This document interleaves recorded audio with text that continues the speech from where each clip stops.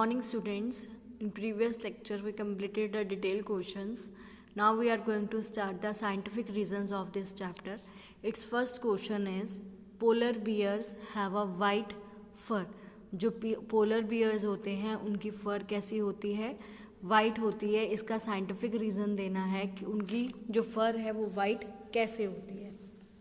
Okay तो answer है polar regions are covered with the snow. जो पोलर रीजन्स होते हैं वो स्नो से कवर अप होते हैं.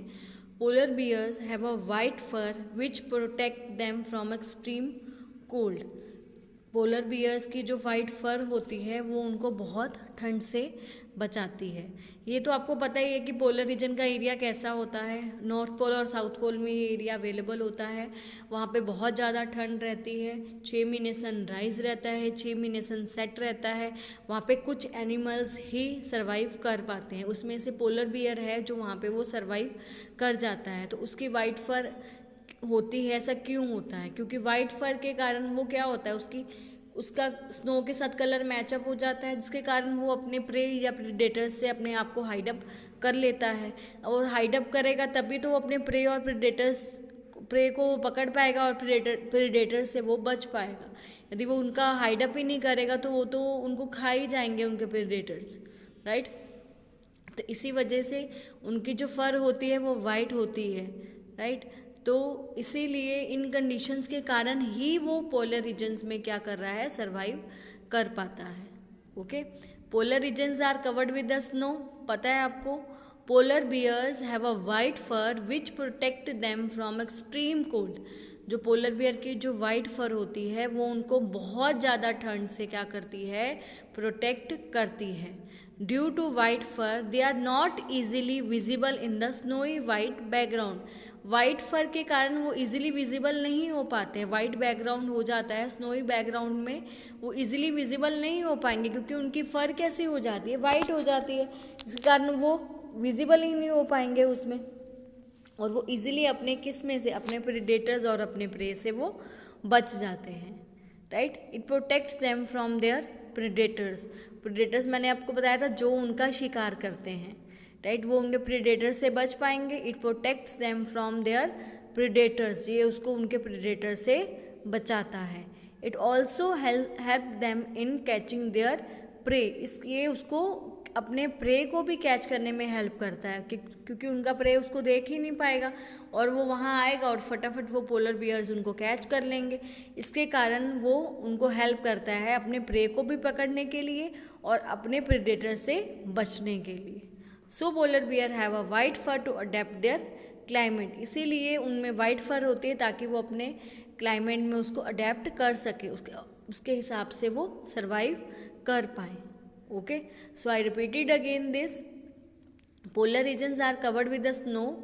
Polar bears have a white fur which protect them from extreme cold. Due to white fur they are not easily visible in the snowy white background. It protects them from their predators. It also helps them in catching their prey. Okay, so polar bears have a white fur to adapt their climate. यहाँ पे मेरा first scientific reason finished हो गया है. Now we are going to start our second scientific reason. Our second scientific reason is the polar birds migrate to warmer region when winter set in. वो कह रहे हैं जो पोलर बर्ड्स होते हैं वो वार्मर रीजन में क्यों चले जाते हैं, क्यों माइग्रेट हो जाते हैं जब क्या हो जाती है, विंटर हो जाती है. क्यों ये जो बर्ड है वो कहाँ पे रहते हैं, पोलर रीजन्स एरिया में रहते हैं. वहाँ पे जब स्नो पड़ने लग जाती है तो उनकी में ऐसी अडेप्टेशन होती है कि वो इतना सर्वाइव नहीं कर पाएंगे. उनको सर्वाइव करने के लिए वार्म तो चाहिए ही चाहिए, जिसके कारण वार्म के लिए वो कहाँ चले जाते हैं, माइग्रेट हो जाते हैं. वो दूसरे एरियाज़ में चले जाते हैं, दूसरी कंट्रीज़ में चले जाते हैं ताकि वो इजीली सर्वाइव कर पाए. ओके तो देखो polar regions are covered with the snow. Snow से कवर होता है. There is extreme cold in winter. वहाँ पे बहुत ज़्यादा ठंड होती है विंटर में. Birds must remain warm to survive. Birds को क्या चाहिए, वार्म चाहिए सर्वाइव करने के लिए. As an adaptation the polar birds migrate to warmer region when winter set in. इस अडेप्टेशन के कारण क्या होता है, पोलर बर्ड्स माइग्रेट हो जाते हैं वार्मर रीजन्स में जब विंटर सेट इन होते हैं। जब विंटर होती है पोलर में, तब जब ये पोलर बर्ड्स हैं वो क्या करते हैं, वो दूसरी जगह पे चले जाते हैं, ठीक है। फिर a region where they find their food easily, वहाँ पे वो अपना फूड भी ईजिली ले लेते हैं और ले एग भी कर देते हैं और इनक्यूबेटेड भी कर देते हैं। जैसे आपको मैंने बताया, क्रेन का मैंने एग्जाम्पल भी दिया, वो कैसे जाता है, ठीक है, वो कैसे सरवाइव करता है वहाँ पे, ओके। वहाँ पे वो एग्स ले करता है, वहाँ ठंड में वो लोग चले जाते हैं और गर्मी में जब ठंड ख़त्म हो जाती है फिर वापस वो आ जाते हैं। सिबेरियन क्रेन का मैंने जो एग्जांपल आपको पहले क्वेश्चन में दिया था वो ही है, उसमें से ही वो पोलर बर्ड ही है जो ठंड के टाइम जा रहा है और जब ठंड ख़त्म हो जाती है फिर से वो वापस आता है। जब वो दूसरी जगह पे जाते हैं वहाँ पर वो फूड भी इजीली अवेल कर देते हैं, ले एग भी करते हैं और इनक्यूबेटेड भी करते हैं, right? By this they escape the extreme climate condition at home. They return after the winter is over. अब वो वापस आ जाते हैं जब विंटर वहाँ पे ख़त्म हो जाती है, तब वो फिर से वापस आ जाते हैं क्योंकि वहाँ की अब वो जो अब क्लाइमेटिक कंडीशंस अब होंगी तो उसमें वो सर्वाइव इजीली कर जाएंगे, इसलिए वो फिर से अब क्या हो जाते हैं, वापस आ जाते हैं, राइट। फिर से रिपीट कर रही हूँ, polar regions are covered with the snow, there is extreme cold in winter, bird must remain warm to survive. As an adaptation, the polar birds migrate to warmer regions when winters set in, a region where they find their food easily. They lay eggs and incubated. By this they escape the extreme climatic conditions at home. They return after the winter is over.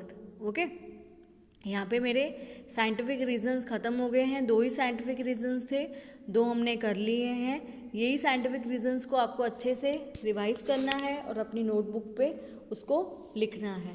2 ही लिए ताकि आप easily इसको अच्छे से कर सको।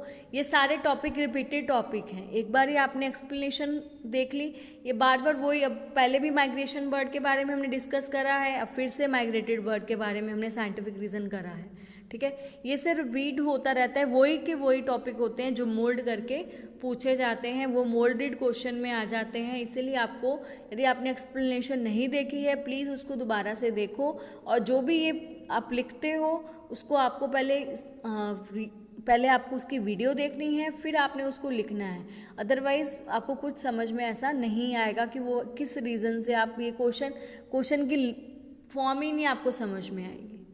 Clear? तो please उसको अच्छे से समझने के लिए आप पहले उसकी वीडियो देखो, फिर उसकी PDF से उसको लिखो, क्लियर, ताकि आप इजीली उसको अंडरस्टैंड कर पाओ। आज का यहाँ पे हमारा फिनिश्ड होता है, नेक्स्ट हम नेक्स्ट वीडियो में करेंगे।